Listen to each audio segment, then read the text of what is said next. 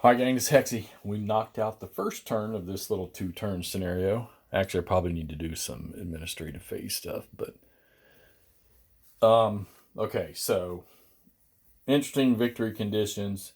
The Confederates, regardless, cannot lose more than 11 strength points. All right, and they've lost 4.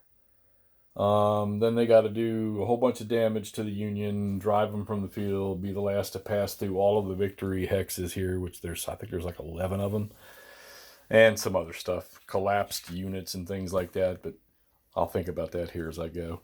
So they got to push. There's no doubt about that. So it's amazing how you start playing this. I haven't played one of these later versions of the GBACW in quite some time now. So played some of the earlier ones that are a lot different to play. But the rules just started coming back in. Yep, I had to go to the rule book a couple times to check on some things like the artillery distance to a unit and when moving and stuff like that. The 4 hexes or line of sight, stuff like that, to make sure I didn't violate that. And I actually thought about that one right off the bat when I moved this artillery unit around this way when all the Union were sitting here. And I was like, whoa, wait a minute, can't do that, because he came up into their line of sight. What you can do during your action phase, I always played with fatigue. So I made sure that I was applying that. And actually, I had applied fatigue to Shaver and Wood.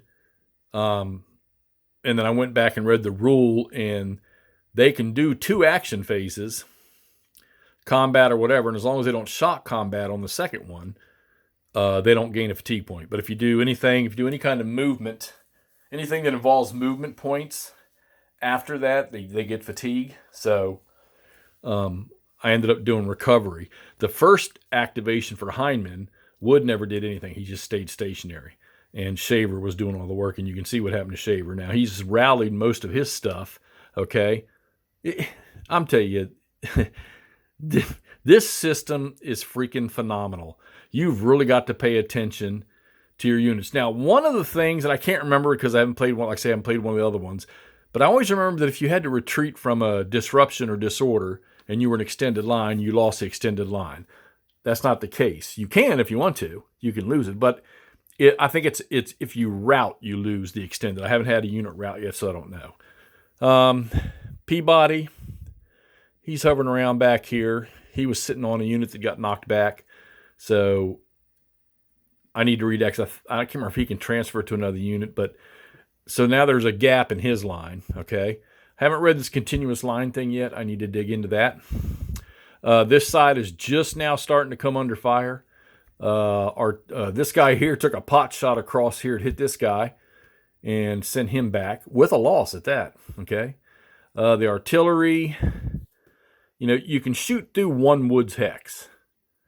Okay, but any follow-up Woods hexes, that's as far you can't go through a second one. So it's only through a first one.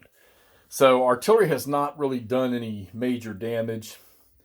These guys shot and didn't do anything through here. He shot through one hex and over to here and didn't do anything.